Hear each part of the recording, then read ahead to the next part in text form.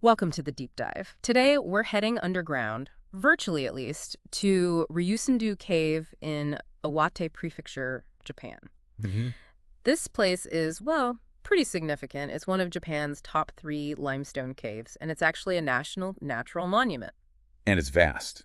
Over 4,000 meters explored, though the part you can walk through is about 700 meters. Still quite a journey. Exactly. And for this deep dive, thinking about a potential first visit, say around May 9th, 2025, we really want to focus on that famous dragon blue underground lake. Ah, yes, the Dragon Blue. Known for its almost unbelievable transparency. And it's got this reputation locally as a bit of a love power spot. Right. So think of this as your insider's guide. We're not just reading off a brochure here. No, we want to get into what makes it special. The geology, sure, but also the experience, the practical stuff you need to know. Yeah, hopefully sparking some real curiosity without, burying you in details. Okay, so where do we start? The lakes, I guess. Definitely the lakes Go. by the stars. The first underground lake, that's the Dragon Blue one, it's about 35 meters deep. Wow. And it's been open to the public since 1959. The clarity is just astonishing. It's even listed as one of Japan's 100 famous waters. 35 meters, and you can see the bottom. That's hard to even picture. It really speaks to the purity of the water, doesn't it? Yeah. How it filters through all that limestone slowly. For ages, yeah. And then there's a second lake. Yes, the second underground lake, Hmm? discovered a bit later in 1962. And it's even deeper, 38 meters. Okay. Our info calls the reflections there fantastic. You get these amazing mirror images of the stalactites on the water. Yeah. As beautiful as a jewel, apparently. Sounds very photogenic. Like nature's own art installation. But you mentioned romance. That's the third lake. That's the one. The third underground lake. And get this, it's incredibly deep, 98 meters. Whoa. 98. Yeah. And this is the spot heavily promoted as the love connection place. They even have special heart-shaped lighting down there. Ah, so they lean into that reputation. Absolutely. Yeah. It makes it a popular photo spot for couples, a mix of natural wonder and, well, curated romance.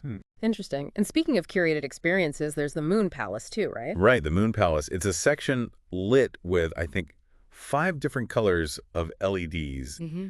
Creates this very ethereal, kind of mean-lit vibe. And I bet there's a heart shape involved somewhere. You guessed it. There's a heart-shaped rock formation in there as well.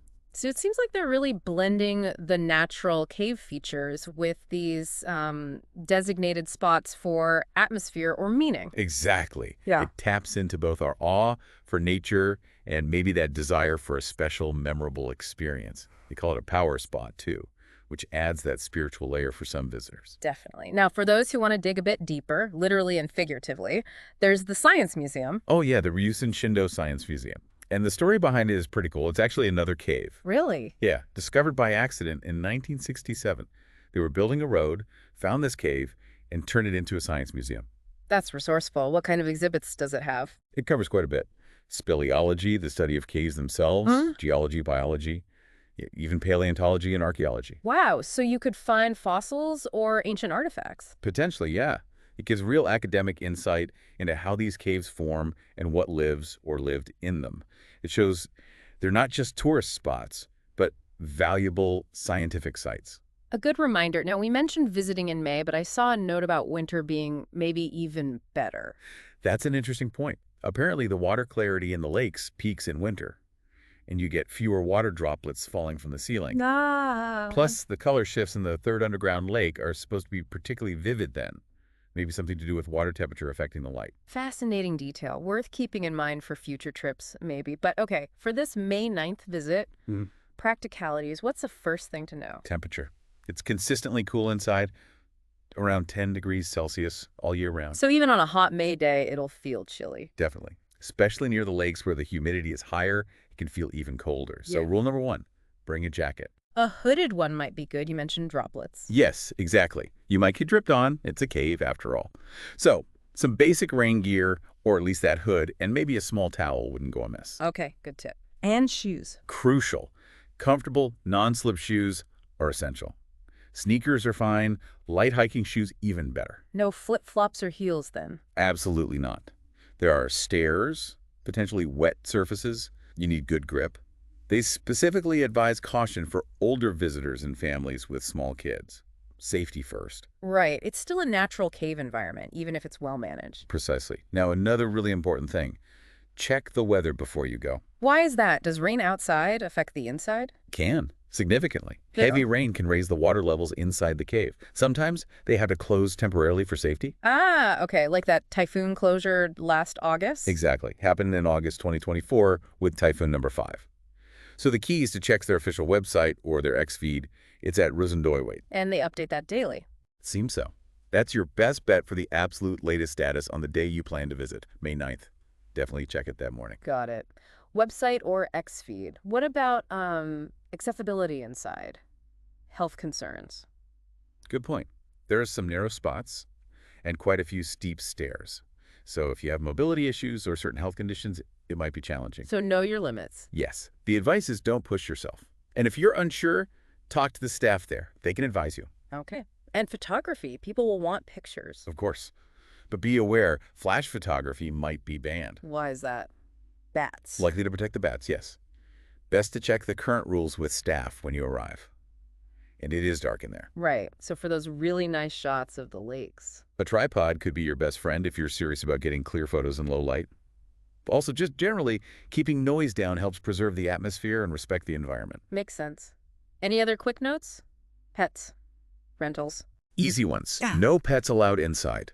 And they don't rent out gear like jackets or rain ponchos, so you need to come prepared with your own. Okay, so summarizing the prep. Warm layer, good shoes, check the official updates for closures, be mindful of stairs and your health, check photo rules, maybe bring a tripod, and pack your own rain gear if needed. That about covers the essentials for being ready. All right, let's talk logistics. Getting there, opening times, cost, assuming our May 9th, 2025 visit goes ahead. Address. It's 11 Kanari, Iwaizumi Town, Shimohei, Iwate Prefecture. But the good news is, just pop Ryusendo Cave into Google Maps, and it'll get you there. Easy enough. Hours. They open at 8:30 a.m. and close at 5:00 p.m. Last century is actually at 5:00 p.m. as well. Open year-round, usually. But always check for those weather closures we mentioned. Always check. Admission fee is 1,100 yen for adults, 550 yen for students. Pretty reasonable, I think. Okay. And getting there. Public transport options. Yep. From Morioka Station, specifically the east exit, bus stop number 1, you can catch the JR bus to Hoku. Look for the one going in Morioka, Iwaizumi, Ryusendo. How long does that take? It's about a 2-hour, then 10-minute ride. They run about 4 round trips a day, so you'll need to check the schedule. And if you're driving? You take National Route 455.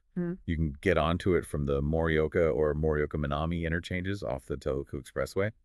And parking is free on site. Good to know. So once you're there and you've seen the cave, is there anything else nearby worth checking out? Definitely. We already mentioned the Ryusendo Science Museum, which is right there. But there's also the Shimizu River nearby, apparently very beautiful, and the Hayasaka Plateau for more nature exploration. So you could make a whole day of it in the area. Easily. It sounds like a really scenic part of Iwate. And it seems visitors enjoy the local flavor too. I saw some mentions on X, people raving about the lake clarity, obviously, but also the food. Oh, yeah. What kind of food? Things like local rice balls, grilled fish, and apparently the Iwaizumi soft serve ice cream is legendary. Huh? You always find hidden gems like that. Good soft serve can make any trip better. It paints a nice picture of the overall experience, doesn't it? The nature, the local food. Yeah. And interesting timing, there was just a festival there, the Ryusen Cave Festival, on May 5th and 6th. Oh, just before our hypothetical visit date. Right, with traditional arts and food stalls. Even though it'll be over by the 9th, the info suggests that nice, lively atmosphere might still be lingering in the town. Could still be a bit of a buzz around, yeah. Nice timing. So let's zoom out a bit.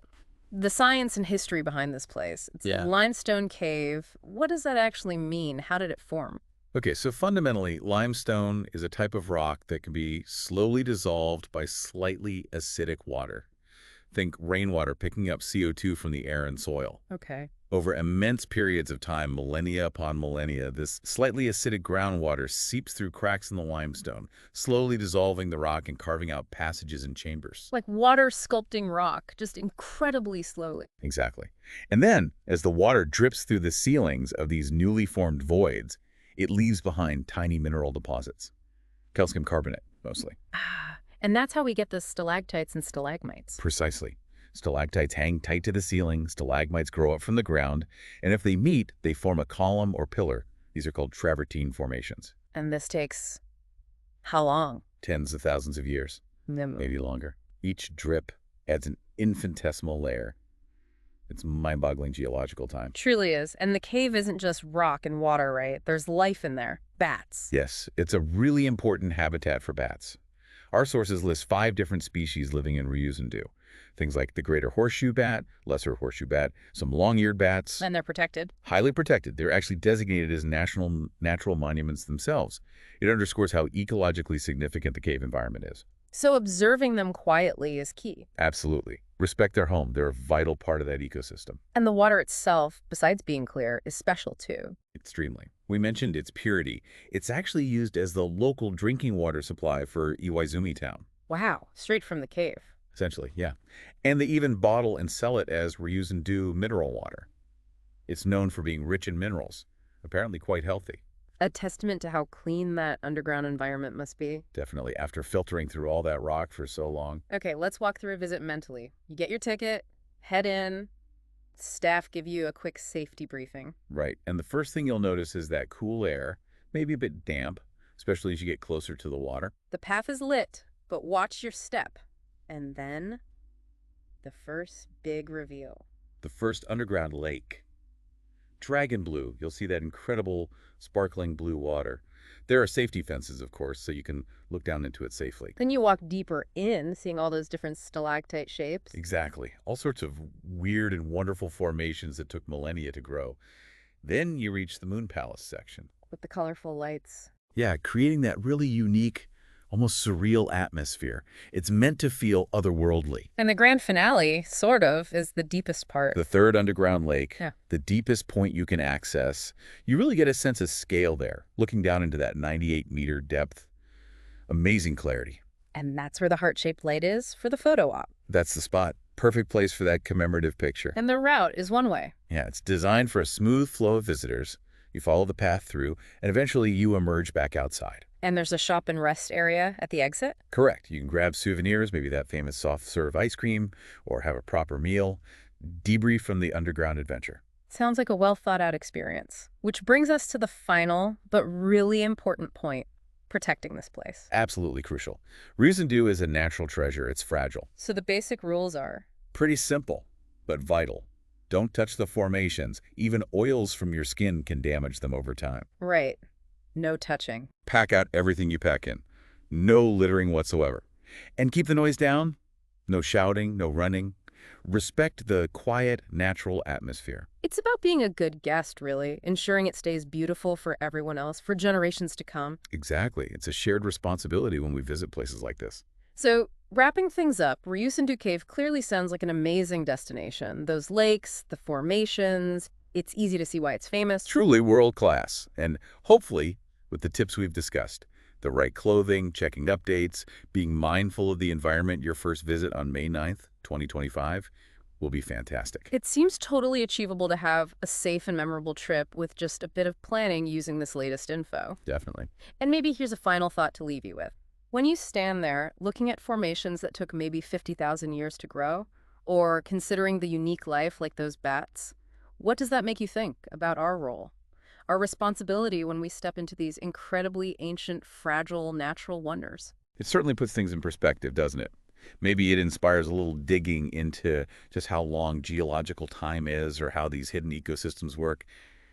Something to ponder. Something to ponder indeed. Thanks for joining us on this deep dive.